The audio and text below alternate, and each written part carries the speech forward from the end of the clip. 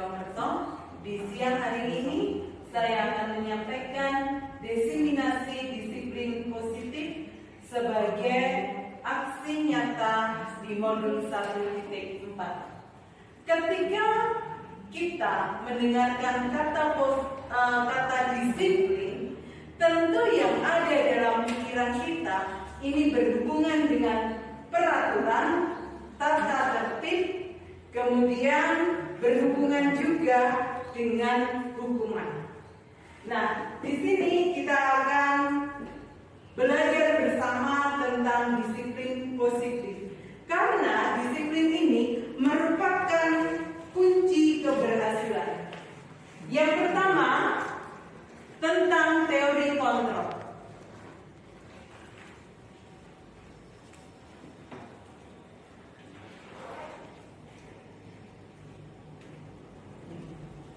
Ya, tentang teori kontrol Bapak Ibu. Ketika misalnya ibu-ibu memegang suatu benda yang menurut ibu-ibu ini sangat berharga, kemudian ibu-ibu diminta oleh seseorang untuk membuka tangan, memberikan sesuatu yang berharga itu, apakah Bapak Ibu dari kita bahwa segala yang kita lakukan ini kendalinya ada pada diri kita sendiri. Kitalah yang memutuskan sepenuhnya untuk membuka tangan kita atau tetap mengepalkannya terhadap sesuatu yang berharga tersebut. Yang kedua, teori motivasi perilaku manusia. Terkadang di dalam kehidupan kita, baik di dalam kehidupan bermasyarakat, di dalam kita mengerjakan tugas pekerjaan kita memiliki motivasi yang berbeda-beda. Ada kalanya ketika kita melakukan sesuatu adalah yang selanjutnya adalah hukuman, konsekuensi, dan restitusi. Di sini hukuman bersifat tidak terencana atau tiba-tiba. Murid tidak tahu apa yang akan terjadi dan tidak dilibatkan. Kemudian bersifat satu arah, jadi hanya bersifat kepada pemberi penghukum saja.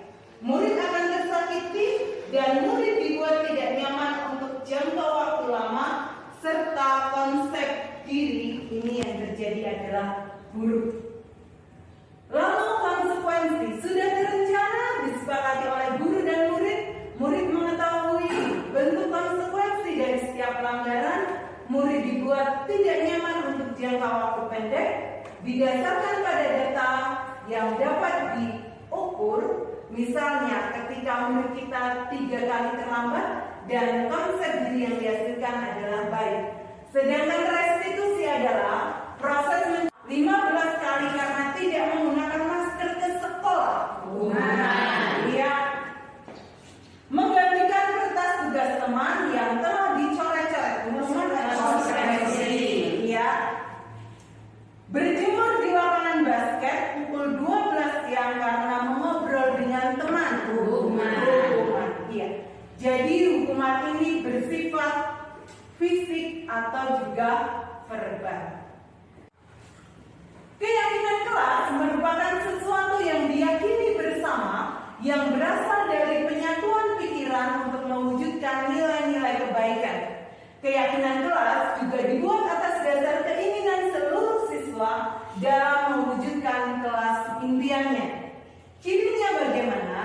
Bersifat lebih abstrak daripada peraturan, yang lebih rinci dan konkret. Kedua, berupa pernyataan-pernyataan universal. 3, senantiasa dibuat dalam bentuk positif. Terakhir, melibatkan semua anggota kelas melalui curah pendapat. Ayolah lakukan demi saya ya, teman. Iya, sebagai teman. Apakah kamu mau mendapatkan stiker bintang hari ini? Sebagai apa? Pemantau. Bagaimana kamu bisa menyelesaikan masalah ini? Sebagai apa ini? Manajer. Karena di sini diajak untuk mencari solusi atas masalah yang dihadapi secara bersama-sama. Kamu selalu yang paling terakhir. Apa ini? Membuat rasa Penghukum. Iya. Inilah 5 posisi kontrol guru. Yang selanjutnya adalah dari diseminasi tentang disiplin positif hari ini. Kita semua dibukakan mata, telinga, dan hati kita bahwa ketika kita memberikan hukuman kepada anak, itu bukanlah cara yang tepat untuk menumbuhkan disiplin pada anak.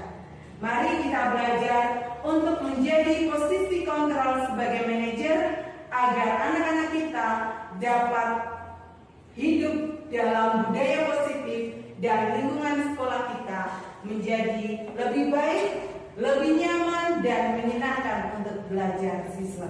Terima kasih. Berikutnya 5 kebutuhan dasar manusia.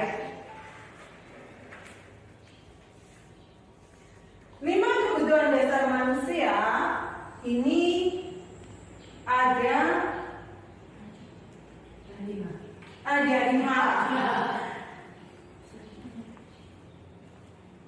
Ya. Yang pertama ada kebutuhan bertahan hidup.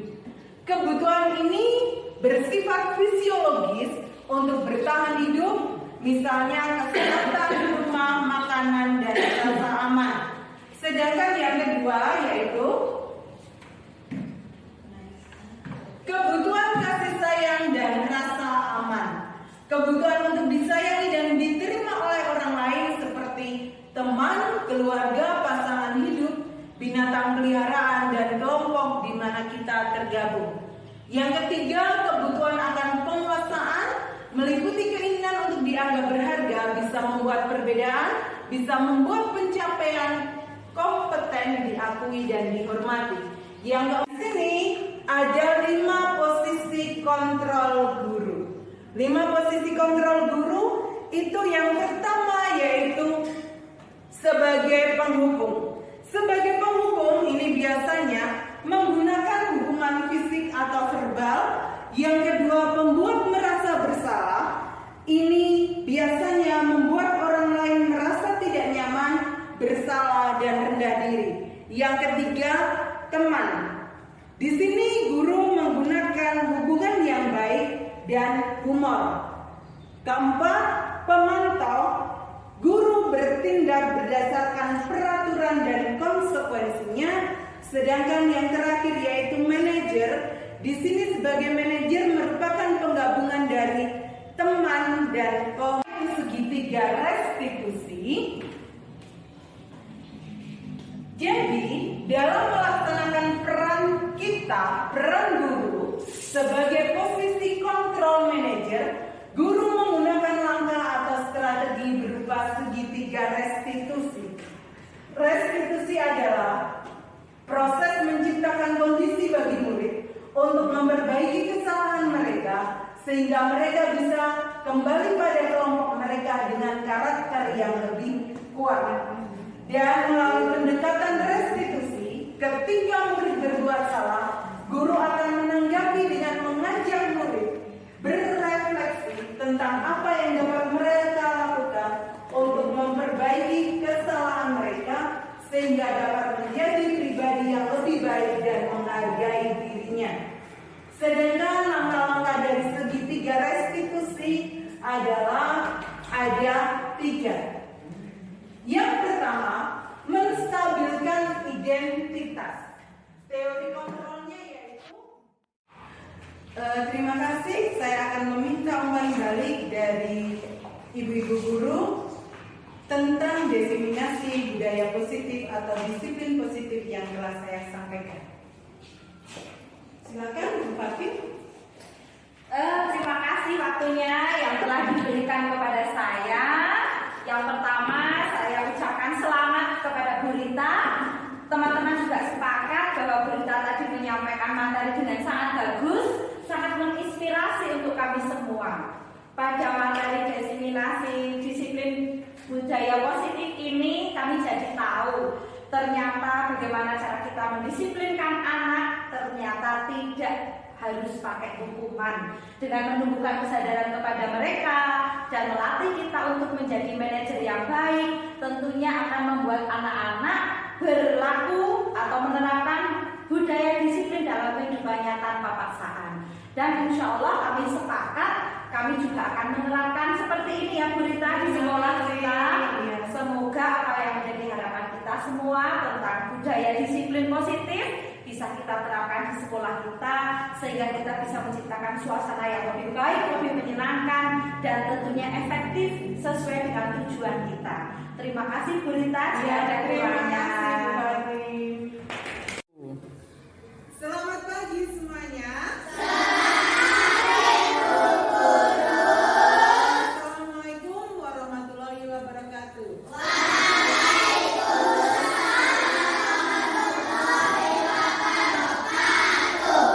Semangat pagi.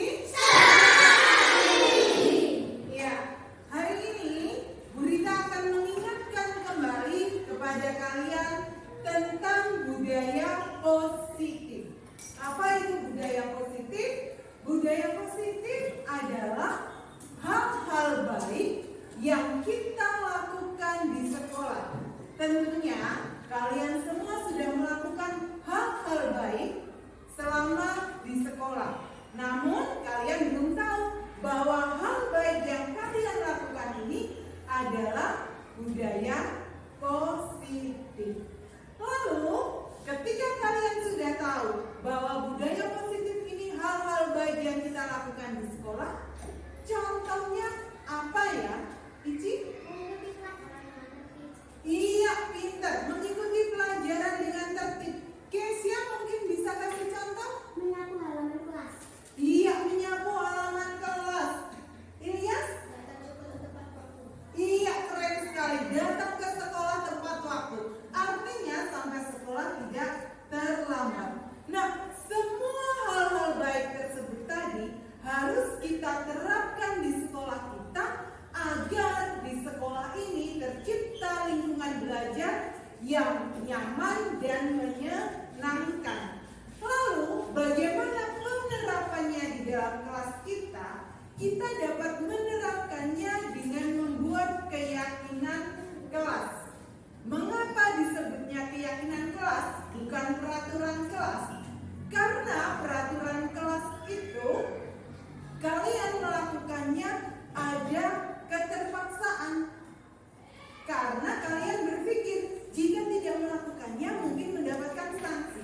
Maka di sini disebut keyakinan kelas karena itu datangnya dari hati kalian, pemikiran kalian, kesadaran kalian, dan kalian pun akan melakukannya dari dalam hati kalian dengan penuh tanggung jawab. Nah, keyakinan kelas itu manfaatnya apa? Manfaatnya tentunya suasana di dalam kelas kita menjadi lebih menyenangkan untuk belajar. Setiap harinya kita selalu berbuat baik dan perbuatan